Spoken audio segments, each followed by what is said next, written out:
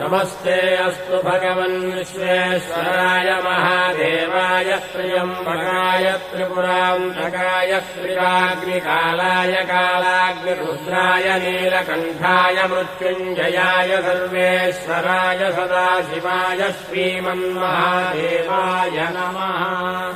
नमो हिरण्यवाहवे सेनान्ये दिशाम् च पतये नमो नमो वृक्षेभ्यो हरिकेशेभ्यः पशूनाम् पतये नमो नमः सस्मिञ्जराय श्रीमते पथीनाम् पतये नमो नमो बभ्रुजाय विव्याधिनेन्नानाम् पतये नमो नमो हरिकेशायोपवीतिने पुष्टानाम् पतये नमो नमो भवस्येत्यै जगताम् पतये नमो नमो रुद्राय तकाविने क्षेत्राणाम् पतये नमो नमः सूताय हंसाय वनानाम् पतये नमः।